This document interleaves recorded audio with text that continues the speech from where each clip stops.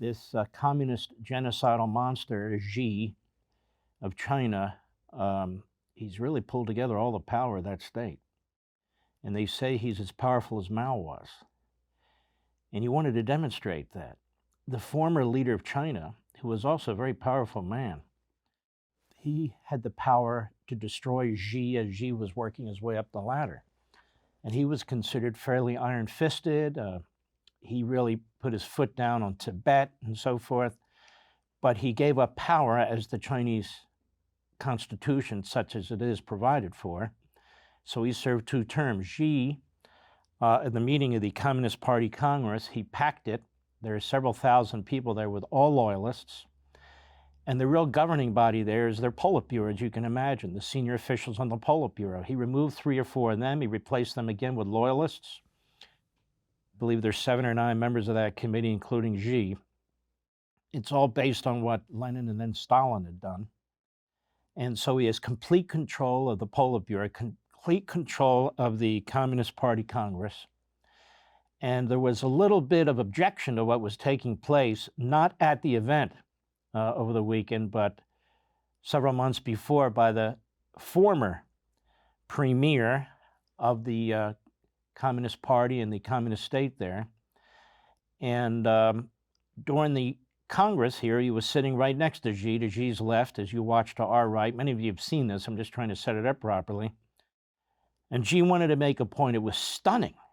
It was stunning to most of the people there. It was stunning to the whole world. And as Mr. Producer here and I just said, we couldn't believe we had to keep watching this. How shocking it was. And of course, the former leader, he was shocked. He couldn't believe what was taking place either. Take a look. Go. All right, in Asia this morning, China's leader Xi Jinping is beginning an historic 3rd term in office after being anointed again as the head of the country's Communist Party. But there was an unexpected twist in the normally highly choreographed Chinese National Congress over the weekend when his predecessor was escorted off the stage. Elizabeth Palmer shows us what this means for the rest of the world. Just as everyone expected, Xi Jinping was confirmed as the head of Chinese Communist Party and will now begin an unprecedented 3rd term as the country's leader. His 6 top lieutenants, all men, are also all Xi. Okay, hold on a second. So for CBS, it was important that you know all of his lieutenants are men. That kind of woke crap doesn't fly in these regimes. Isn't it more important to know that he's going to start World War III with us and that he's a genocidal maniac? Go. Loyalists, evidence that he has now amassed more power than any Chinese leader since Mao Zedong. The new leadership lineup didn't impress Asian stock markets. Hong Kong's influential Hang Seng Index fell more than 6%. And it didn't help that there is no sign Xi's zero-COVID policy, which has put the brakes on economic growth, will end anytime soon. In the closing chapters of the party Congress, there was one awkward, unscripted moment. 2 aides apparently removed Xi's predecessor, 79-year-old Hu Jintao, from the front row of dignitaries. Was he unwell, or was it a political purge? We'll probably never know. No, we know. That security guy grabbed his arm. And what you're not seeing here is kind of pulled him up from his seat. If he wasn't well, do you think any of this would be going on here in front of everybody? This is at the end of their Congress that had been going on for a few days. He doesn't look sick. It's not a matter of he wasn't well. He sent a message, Xi, to everybody there in the whole country that he will not be challenged by anybody, including by word. So he takes out the former leader who held his position and made his position possible as the head of China and has him yanked out and removed. People don't understand. This is the sort of thing Stalin would do. This is the sort of thing Un in North Korea, his grandfather, would do. It's the sort of thing Un did with his uncle, had him murdered. It's the sort of thing you saw under Saddam Hussein in Iraq. You've seen these things in Iran. You've seen them in Russia. You've seen them everywhere. But here, you actually saw it on TV. Go ahead. As the incident has already been scrubbed from Chinese TV and social media. So he's scrubbed from Chinese media and social media. Scrubbed. all gone. Who knows what's going to happen to this guy? He's an old man. He's 79 years old, almost 80. And, of course, he never expected this sort of thing to happen, and nobody there did except that little cabal that Xi put together. And also the cleansing of the Politburo, of which there are 7 members. I just counted them when they came in, of 3 or 4 others. These are people who are the highest on the chain, the highest on the ladder. That's pretty shocking, too.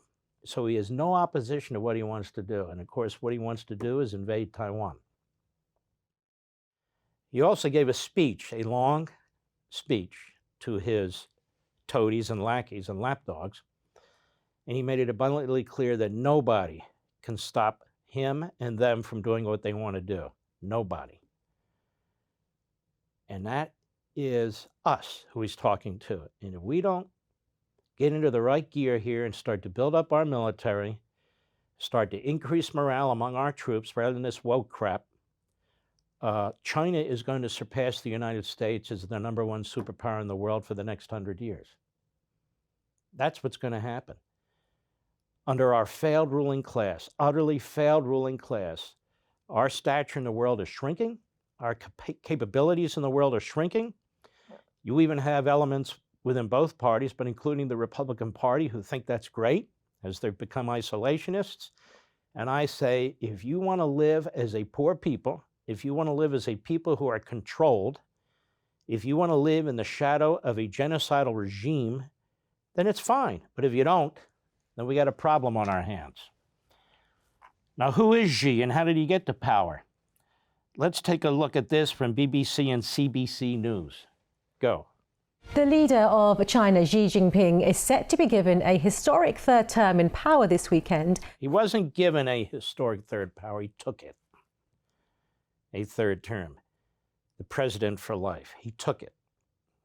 Go. And the effort to boost his image and popularity is in full swing across the country. State media has headline stories about how poorer towns have been transformed after visits from the president. Our correspondent Celia Hatton reports on how he rose to power. When he strode onto this stage 10 years ago, signaling he'd become China's new leader, he was a relative unknown. He was supposed to rule alongside these 6 other officials.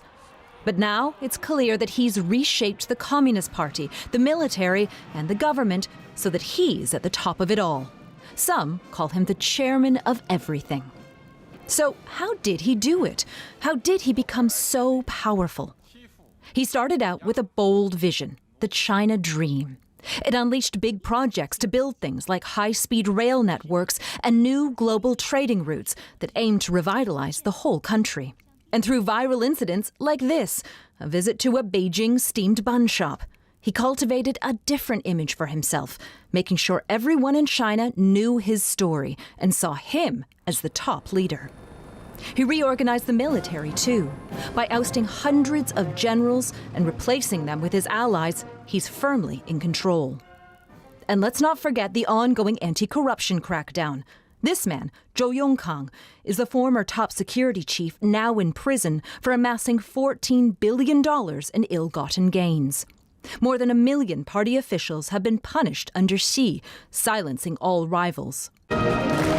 It's China's scripted spectacle of power. And at this Congress, Xi Jinping is clearly in charge. Head of the Communist Party and government for 10 years, he's set to continue for an exceptional 3rd term. Over the weekend, he doubled down on his signature policies.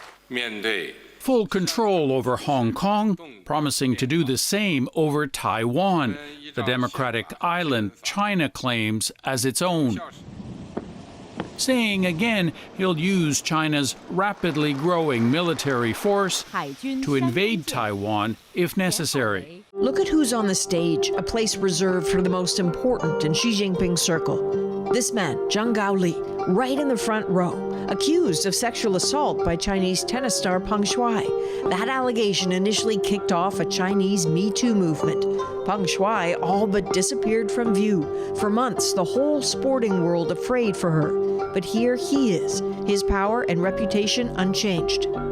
Then there's Deng Pufang, son of Deng Xiaoping, one of the most important people in China's modern history, some of whose policies have been overturned by Xi Jinping. To see the son there may squash rumors in China that the formidable family is opposed to Xi Jinping's leadership.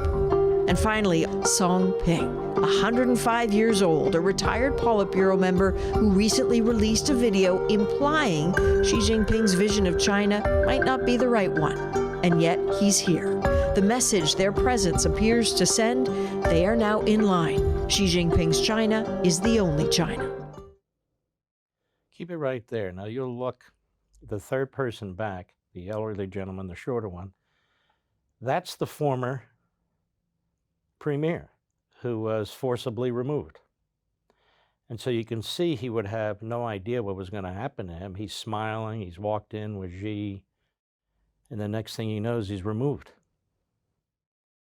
in front of everybody. Well, that's the way it works.